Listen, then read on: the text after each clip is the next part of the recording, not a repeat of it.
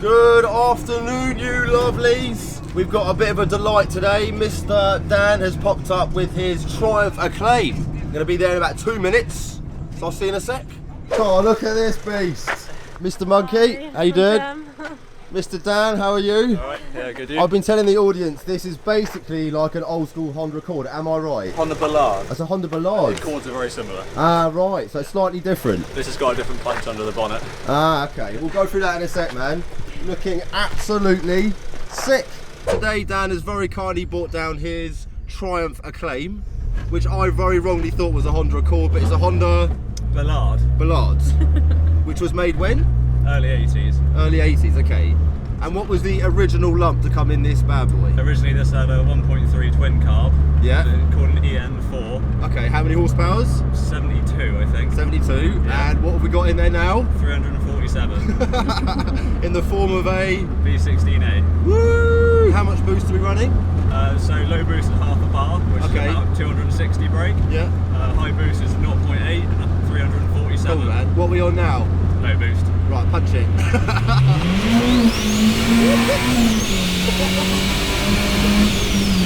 You know, that is pretty quick.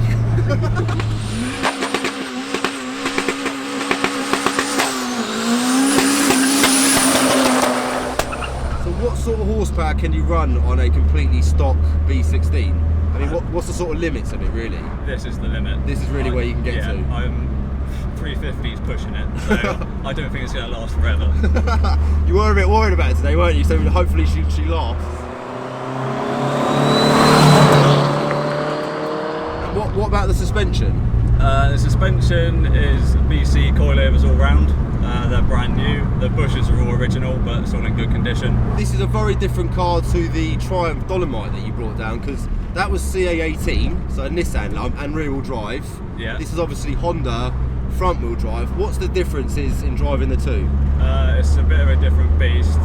When you put your foot down in this, it just goes wherever it wants to. It talks to it like a madman.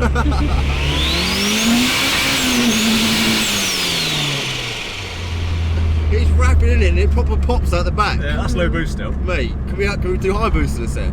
We can try it.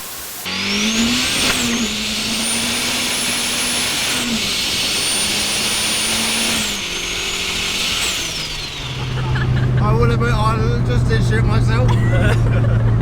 Ice cream time. Thank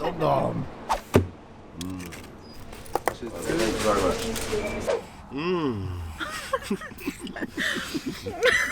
We've had our ice creams. I've had my girl's ice cream. I don't think it's girl's ice cream. You just wanted something to suck.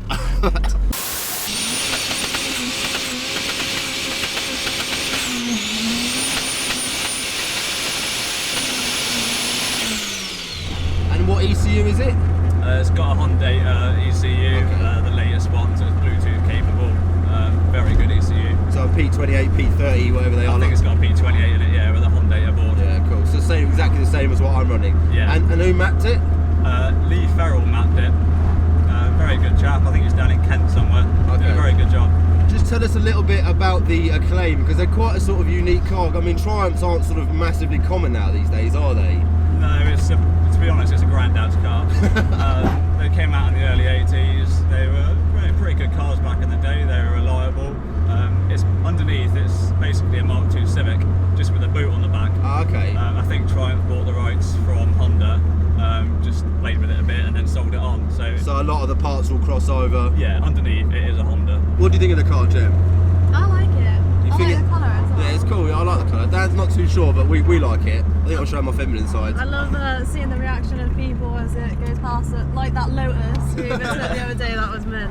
Do people not really expect it to be quite as quick as it not is? At all. Is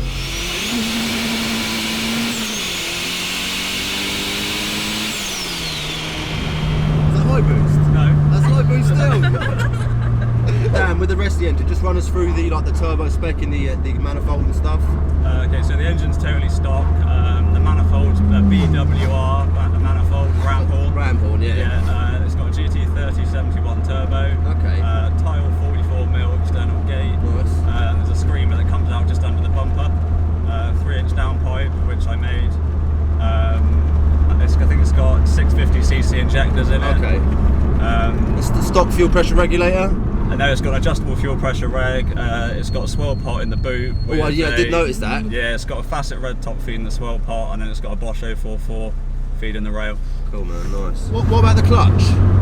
So I did have a 4-putt clutch in it, but it was an absolute shit to drive. So I put a stock clutch in it, and it's holding the power absolutely fine. Mad. And it literally completely stock. Yeah, £70 eBay clutch, loves it. Crazy. Right, time for a little bit of high boost.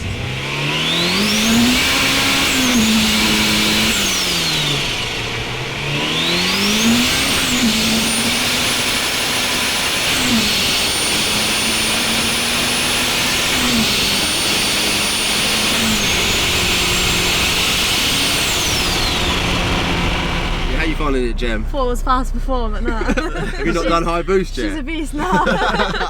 You get quite a lot of turbo spool as well, don't you?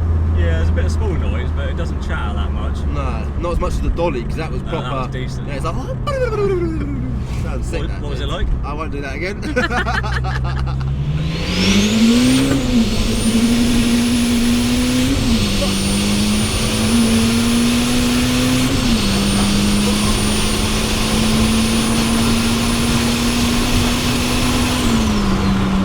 This does 0 to the speed limit in about 3 seconds.